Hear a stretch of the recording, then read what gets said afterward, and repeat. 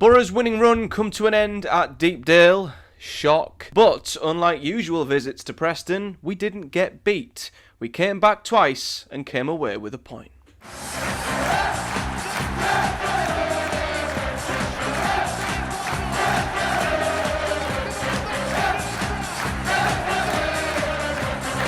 What is up, guys? Welcome back to another episode of Project Boro, and today we are here to discuss Boro's 2-2 draw away to Preston. A game I was at, a game that I very much enjoyed. It was a fantastic event to be a part of. Sadly, no match day vlog for you guys, unfortunately, because, fun story, the limbs for the opening goal were so good, I jumped up, these very glasses flew off my head, landed in front of the seat, well, at the feet of the guy who was stood in front of me. He stood back and stood on my glasses. So they were broken and I couldn't see barely anything from the minute we equalised. So after getting home and super gluing these back together in multiple places to which they no longer actually bend or move, I didn't get to basically finish the vlog off because I both couldn't see and it was all a little bit stressful. But that was off the pitch. On the pitch, it was just as stressful because Boro did in the end get themselves back into the game, not once but twice, and came away with a 2-2 draw and with a point. And that's, I think, a positive. I think it's a positive that Boro have came away from Preston with a point, and I think it's also a positive that we've came away from the game with something. Because I think when you don't play well, and especially in the first half of this game, Boro did not play well at all. We really weren't at it in the first half, especially.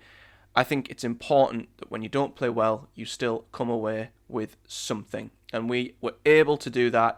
And I think also, as well as that, coming from behind twice is another huge tick in the box for Boro's side. After we conceded in the 88th minute, you think to yourself, here we go again. 4 minutes later, we go up the other end and we do score the winner, or the equaliser, should I say. I wish it was the winner. So, yeah, I think there's still many little positives to pull out of this game. I think there are things that Boro have been able to achieve in this game that I think will bode well for us in the long run.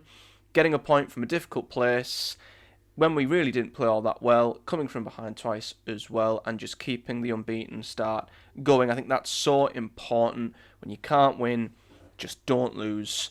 And that's something Boro have done really, really badly over the last few years. We lost so many games we shouldn't have.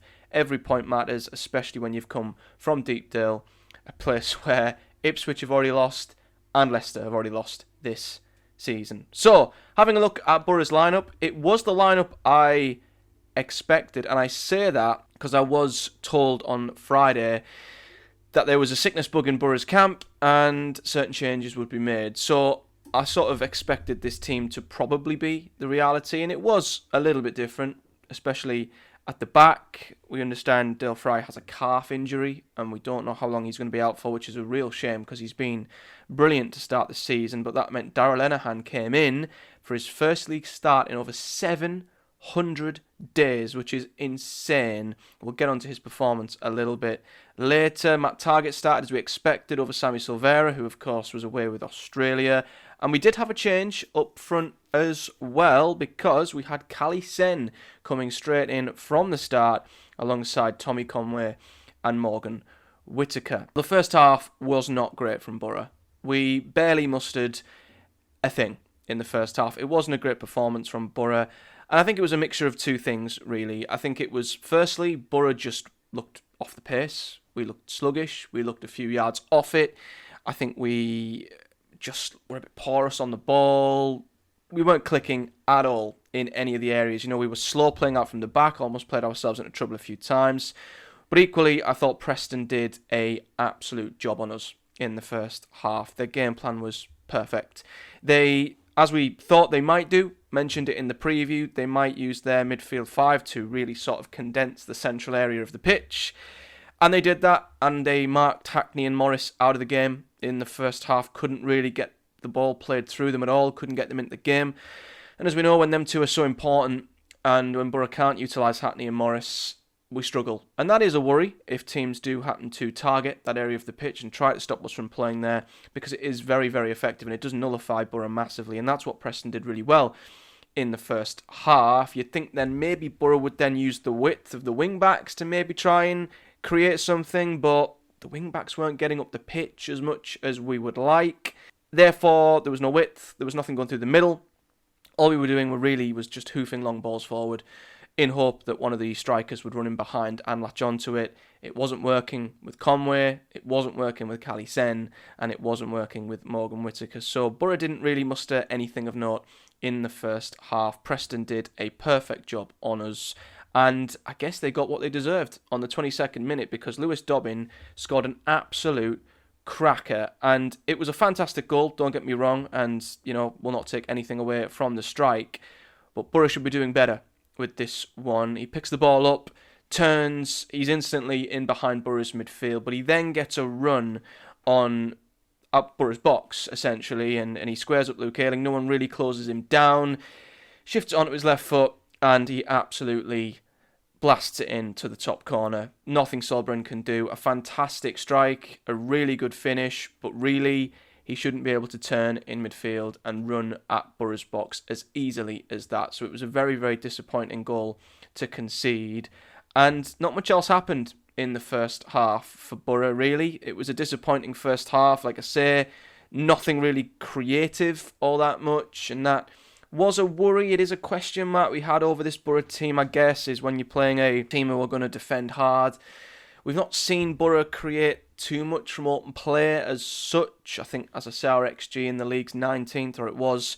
So it was a bit of a concern that we weren't really creating anything of our, from our own doing, our own making, and Preston took their chance really well, went in 1-0 down, and you're thinking, here we go again at Deepdale. We've been here 1,000 times. We always find a way to rock up, play crap, and get nothing from the game. But if there's something to be said about this Boro team under Rob Edwards, it is that we will make changes early.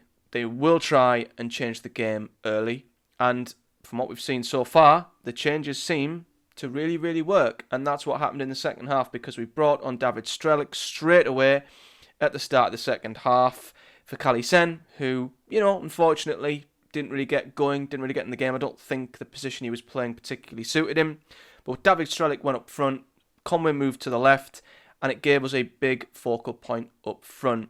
And Boro were just much better in the second half. We got Hackney and Morris into the game a lot more. The wing-backs pushed forward a lot higher, which I think pushed Preston back. It pushed them deeper as well, and we were getting into some really good areas, playing the ball in some nice little pockets, playing through the midfielders, getting the ball out wide, putting balls in the box. Again, it was just that sort of final piece that didn't really click for Boro, despite all of the pressure that we were bombarding onto Preston. It was a bit like last week, or the week before against Sheffield United. In that first half, Boro had all the ball, didn't do much with it, couldn't quite create that final bit, but we did finally get ourselves the equaliser that I think we warranted, I think we deserved eventually, just, with how much better our second half performance was, and it came from Matt Targett, who's had an outstanding start to his Middlesbrough career, and again, this came from the changes that were made by Rob Edwards, as well as the tactical tweaks that he made. He brought on Sveri for Morgan Whittaker, and wow, the bit of skill that Nipan does on the edge of the box is amazing. He absolutely transformed the game for Boro. He was just so good on the ball, picking it up in some great areas, driving forward. You felt like every time he got on the ball, he was going to create something. He is a incredible talent, and I really hope we start to see him start games from here on in. He beats two, puts a ball in to Conway. Again, it's well defended by Preston. They defended so well in this game, Preston. Honestly, for all of Boro's pressure, as much as it wasn't about us having that final bit of quality, they did defend very, very well throughout the game. They poked the ball out, but unfortunately for them, comes as far as Matt Targett, who absolutely blasts it into the bottom corner with his weaker foot. Boro are back in it. 5,600 Boro fans go absolutely wild, and I break my glasses. So that was a fantastic moment. And honestly, from there, I thought Boro would win the game. We looked like we were going to go on and win the game. The momentum was still with us, and I thought, here we go. We're going to come from behind. It's going to be an immense away day. You can see by the momentum here On FootMob, you'll see on the screen when we scored, the momentum was with us right up until Jordan Story put Preston back in front. And I think it's fair to say at that point in the game, it was against the run of play. And it was a sucker blow, a real sucker blow, because it felt like we were in the ascendancy. It felt like Boro were the only team who were really going to go on and win it. They get one corner. It's not great from Boro. Story gets a header right in at the side netting, and it's a good header. And you think, wow, even though we've managed to come from behind and actually have a better second half, we're still going to find a way of losing at Deepdale. We're still going to find a way of losing at Preston, because that's just what always happens. But not with this team. Not with this team, because they literally got themselves back in, focused, and within 4 minutes, we'd equalised again. And, I mean, FootMob sends Hansen. They say Hansen, the club says Brown. I don't have a clue who scored. I don't care. I couldn't really see it at the time, to be fair. But Boro did scramble the ball over the line. I think it came from a set piece. Strelic had a header saved. Hansen, Strelic's save was off the line. It looked like it might have gone over, but the replay showed it was nowhere near. It was good goalkeeping from Iverson. And then Hansen, acrobatic shot into the ground. It's saved again, but it then bounces over the line. Brown might have helped it over. I still can't tell. And it's so close. It's so close. I mean, I've tried to look at the replay. I've not really seen anything overly conclusive to say that it was or it wasn't. Apparently, goal line technology wasn't working in the ground. That's a Preston problem. If your goal line technology is not working, that's on you. But the referee gave it. So whether it was or it wasn't, or he got a bleep on his watch or he didn't, the linesman and the ref gave the goal. I think it looks like it has just squeaked over the line, but it is what it is. Boro showed great character and resilience to get themselves back into the game for the second time, and eventually drew the game 2-2. And it didn't end there. For the final 5 minutes, we pressed forward. We had a couple of half chances to even win the game. Preston had a couple of set pieces as well. It was a really, really good game of football, and I think in the end, a draw was the right result. I thought they were very good first half. Very solid, very good defensively. Boro improved after a very poor first half, and I think fought back and did deserve a point from the game. So, statistically, you can see, as you expected in most Preston games, they didn't have much possession. Boro had more of it. In the end, we did create more. A bit disappointing that the 14 shots we had, we only mustered 3 on target. Also, 3 big chances. So, maybe we were the team who edged it in the end. Also, is a bit disappointing that we conceded 2 goals from less than 1 XG, and they only had 2 shots on target, Preston, and both went in. So, it's a little bit unfortunate for Boro, but we could have certainly done better with defending both of Preston's goals. But overall, as I said, I think for me, getting anything from Deepdale for Boro, it would be good regardless of the situation. But I think with us at the minute, it's good to just keep that unbeaten run going, keep the momentum going. And although it's not 5 from 5, it would have broke a record. It's a bit of a shame, but nevertheless, we've kept the good feelings going, I guess. So, looking at the Boro team then, and individuals, Solbrin again, I don't think was at fault for any of the goals. I really don't. I think he couldn't have got near either of them. But as always, as he's done all season, when needed to come and collect crosses and claim and command his box, I thought he did exceptionally well once again. The back 3, I thought were okay. They were decent second half. I think that was mostly because Boro were on top first half. Looked a bit shaky at times on the ball. I know there were rumours of a sickness bug that had gotten through the camp this week, so I don't know if that's affected a few of the players. I did hear on Friday that Alfie Jones was touch and go because he was under the weather. So that might have maybe explained why, and he did end up getting subbed in the second half. But one person I've got to definitely put some time to is Darren Lenihan, because this was his first start in over 2 years. And for him to come straight in after 2 years and be as great as he was at the back, fair play to him. Fair play to him. I mean, firstly, just congratulations to him for coming back, getting back. He is such a great defender. I mean, second half, they were counting on us, and he made the smartest tactical foul and took a booking. And it's just that little bit of experience and nous in their moments that makes such a difference. It was so good having him back at the heart of Boro's defence, and yeah, credit to him. 700 plus days, coming back, playing 97 minutes, and being that good, he deserves so much credit. He really, really does. As for the wing-backs, they got more at the game's second half. I was hoping to see a bit more from Callum Britton after his really good performance against Sheffield United, but Matt Targett has continued to be a really, really good signing. He is solid going forwards, he is solid going back, he's effective in both boxes, and he's now got a goal and assist in 2 games. So, yeah, delighted with how he started at Boro. As I said with Britton, would like to have seen more, but he did push forward second half and provided more width and more of a threat. The midfield too weren't in the game as much, especially first half. They really struggled in the first half. I think that was just down to Preston being really, really good. Hackney didn't have the best game second half either. He was caught on the ball a few times, wasn't as slick with the ball as he usually is. However, Aidan Morris did improve second half and was back to his usual self, covering every blade of grass, winning the ball back for Boro, and overall just being a fantastic midfielder, breaking up play and getting Boro going. So it was definitely a much better performance from Morris second half, although it wasn't the best from Boro's midfield pair. As for Boro's front three, it was a mixed bag today. I think for the starting three especially, Cali Sen put himself about, pressed really well, was an absolute menace, but I just don't think quite suits that position as yet. I'd rather him be an out-and-out number 9, to be honest with you. Although, playing as a 10, I get he can play there, but I don't think it quite worked for me. So I'd like Sen to maybe be the direct competition for Conway for the 9, and Strelic can compete for both. He can play as a 10 off the striker or as a 9. But yeah, it didn't click first half, especially with the front three. Sen was in and out of the game. It wasn't his fault. Different position. I was surprised he was thrown straight in, to be honest. When I was told the team news yesterday, the rumoured team news, I was surprised we'd thrown Sen straight in. But I guess with Nipan, I think he only got back from Norway internationals on Thursday. Strelic as well, not back till recently. So I think we will start to see a more consistent front three develop over the next few games. But yeah, he was okay. Subbed at half time. Nothing against his performance. I think it was just getting used to a new position, settling in. It was all quite new to him. Morgan Whittaker, I've got to say, wasn't great today.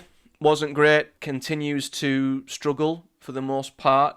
But I will massively agree with Rob Edwards. And he deliberately made a point of this. Even though he wasn't asked directly, he made a point of this after the game when he was interviewed by the club's media. He made a point that when Morgan Whittaker was substituted, he was sarcastically cheered off by Boro fans. And Edwards made a very good point about that being just the wrong thing to do. We're in it together, we win together, we lose together. I completely agree, and I praise him incredibly for calling this out straight after the game. I don't understand why fans were sarcastically cheering Morgan Whittaker coming off the pitch. I just think it's stupid, it's pointless, it does nothing for the player, it does nothing for the team.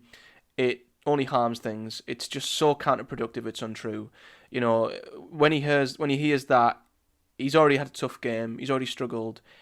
It will knock his confidence further, even lower than what it already was. He'll probably go into his shell a little bit more.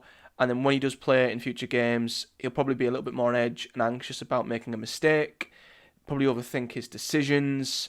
It just does nothing for a footballer. So any Boro fan who sarcastically cheered him going off the pitch, as Edward said, it's best we don't do that. It doesn't help anybody in this situation. And plus, we've won 4 in a row. We've won 4 in a row. We've unbeaten in 5, top of the league. We don't have to be sarcastically cheering players off. Let's just not do that. So, as much as I agree, Whittaker, again, wasn't great today. Very frustrating. Quite light on the ball. I think needs to be physically better at times in duels, and just wasn't all that effective in the final third.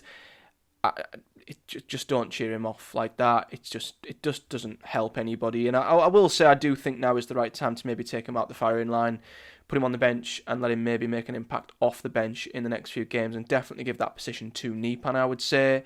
Conway continued to put a shift in. He did really well up front on his own. First half, chasing lost causes, pressing from the front. Second half, I was surprised he went out onto the left. I'd rather him stay central and maybe Strelic pull off him to the left or to the right. So I wasn't quite sure if Conway moved to the left because he was frustrated and wanted to get more involved in the game, or if it was via instruction. I think probably was. So yeah, I just think the front three, what we were trying to do didn't click at all points in this game, both first half and second half. So hopefully we find a good front three. Personally, for me, I'd have Nipan off the left, Strelic off the right, and Conway up front, central. That's what I do personally. But yeah, they didn't really click today. But the subs really did make a massive, massive difference. As I mentioned, David Strelic come on and just gave us a real present up front, and I thought was really, really good at times, really, really tidy, and I do think if he's given chances, he will score goals. He looked really, really good up top. Troy Neepan was mesmerising when he come on. Such an intelligent footballer, such great skill for Boro's equaliser. He was outstanding, and I really want to see him start from here on in. Alan Brown, of course, come on. Maybe got the equaliser, who knows, but it's good to see him come on the pitch, and of course Hansen was only on for a matter of minutes and was actually credited with the goal. So whichever one of them two made the impact and did score, fair play to both of them. So yeah, finally looking at the league table. As always, we don't really take too much stock at this, looking at this, for the first few games at least, until 10 games in. But we're halfway there, and Boro still remain top of the Championship, undefeated, 4 wins from 5. Still very, very good. Very, very good start. I think just because we've drawn to Preston doesn't change a thing for me. We could have drawn the first game and then won our last 4, and the mood would be even better. So I think you've just got to take a step back and think 13 points from 5 games is still an immense start to the season. And we've seen Boro now respond to setbacks from game to game. Obviously, after the Doncaster defeat, we've seen them bounce back in a game after going behind twice. So we are seeing more and more good things from this Boro side. I would just like to maybe see us be a bit more creative at times from open play. But other than that, can't argue with the start, and I just hope we can continue to kick on, because West Brom up next on Friday. Then we've got Stoke and Southampton and Portsmouth, so all very, very good teams currently occupying the top half of the Championship near enough. So yeah, it's going to be a really, really, really tough couple of games for Boro, and I just hope that we can continue picking up points, and if not, at least we've had a good start and we've got a good buffer there. But yeah, definitely need to improve our performance from today, but it is good to see that even when we don't play well, we still manage to come away with something. But yeah, other than that, guys, let me know your thoughts in the comment section below. As I said, no match day vlog, sadly, for me, because everything just went wild after Boro equalised. But as always, we will be back next week to preview the West Brom game as well. But until then, if you've enjoyed the video, smash a like on the video, subscribe if you're new, comment below your thoughts. And as always, thanks for watching, guys. Do take care, and I'll see you all in the next one.